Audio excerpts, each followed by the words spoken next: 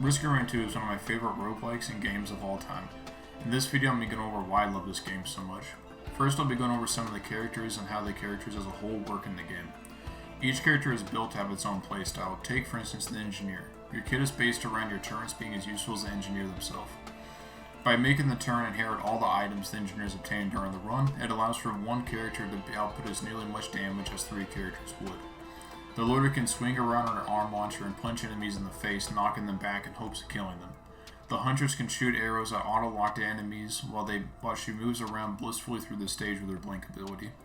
Each character has challenges you can accomplish to unlock their alternate abilities, which allows you to mix and match new and original abilities to make characters how you want to make them. The only alternate skin in the game is a skin you unlock by beating the game on Monsoon difficulty, which is the hardest difficulty in the game.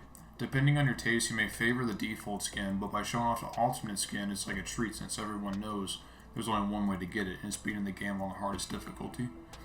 The only way to progress through the game is by activating the teleporter, beating the teleporter / stage boss, waiting for the teleporter for about a minute in the area, and then moving up to the next stage and repeating the same process over and over again. On lower difficulties like Drizzle, getting to the next teleporter can be more challenging than the boss since you are most likely just figuring out the game at this point.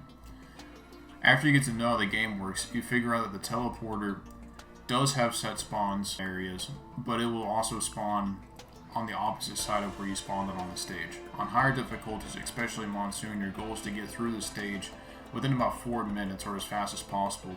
To do this, you have to move efficiently through the stage, get to the teleporter, activate it, beat the boss, then loot nearby items and move on. Speaking of items, there are many in the game. Tiered in rarity, white items are surprisingly useful for solid builds, while green items tend to support white items or have damaging dealing abilities. And red items are cherries on top that are always good for pretty much every character. There are some niche items like lunar, boss, and void items. Void items have been added in the DLC, and they morph items into better variants most of the time. Lunar items are high risk, high rewards that offer a gamble-like experience if you want to take up their offer. Boss items include stage items, but are only dropped by beating the boss on the stage and possibly obtaining them through the bazaar between time. Items can stack and allow for very crazy, flashy, and effective builds for in each playthrough. For instance, a white item called Soldier's Syringe increases your attack speed by 15%. When stacked, it gains another 15%. Most characters benefit from this, but there are some like Artificer where their primary attack doesn't rely on attack speed but recharges, making the item not useful for her. Another example is called the Bustling Fungus. The effect is that after standing still for 1 second, it creates a zone on the ground that heals you for 4.5% of your health and allies up to 3 meters away. For each stack, it gains another 2.25% healing per second. It's generally just bad on all characters since all characters move around to not get hit, but Engineers specifically can stand with their turrets and have them inherit the items, allowing the turrets to heal other turrets around them and the Engineer themselves. And the Engineer can emit this circle which heals the turns as well, so it creates kind of a big healing effect. Red items in general are good for every character. Take for instance the 57 Leaf Clover. Its effect makes all random effects roll again if they fail their first roll. This can be stacked for another roll for each clover. This item paired with something like the Ukulele has a 25% chance of firing a chain lightning attack. If it fails the first roll, it'll have the clover activate the roll again to hopefully roll to hit, essentially. And the more clovers you have, the more likely it is to proc. Next up are the bosses. By default, there are 16 bosses in the game, each having their own attack scheme, and most having their own item that drops after they're beaten. For most people, the first bosses they'll see is either the Stone Titan or the Beetle Queen. Just by the nature of the game, those are generally the easiest bosses. But the Stone Titan hits hard with melee attacks and a devastating range attack that pushes up a rock from the ground, knocking you into the air and dealing damage if you're not prepared. The Beetle Queen is probably the weakest boss in the game when it comes to attacks, but it makes up for that with the wasp-like allies that comes to the field that slow you down and explode near you.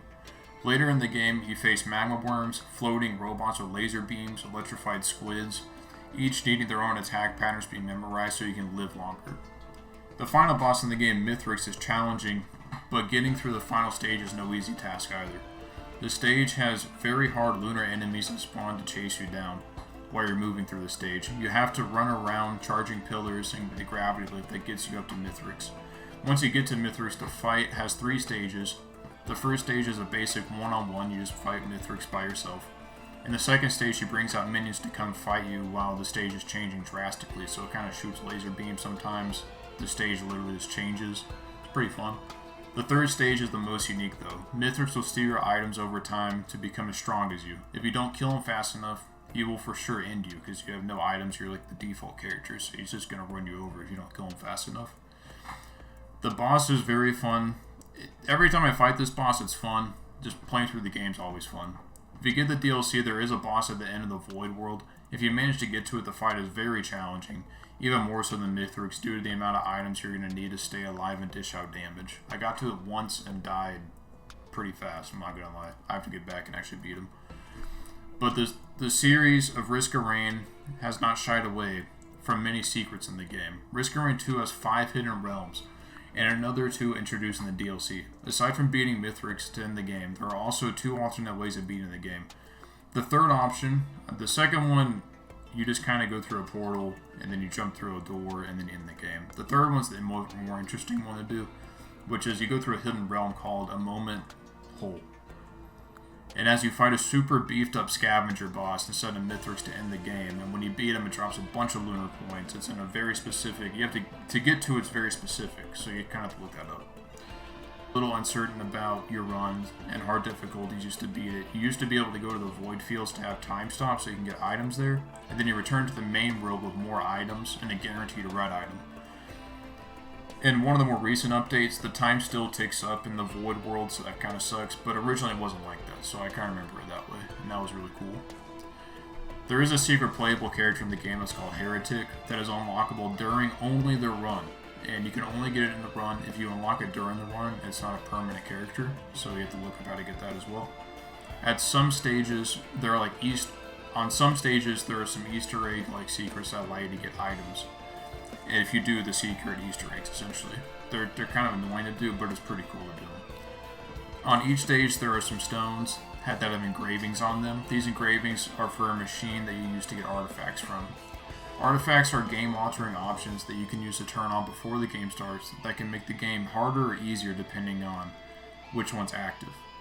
The fun ones that I like doing are choose your item. That's just really fun to do. But they also have ones that double enemies' health. They explode whenever you kill them. So there's a lot of different options you can do that make the game variant, depending on which playthrough you want to go through. But that's pretty much it.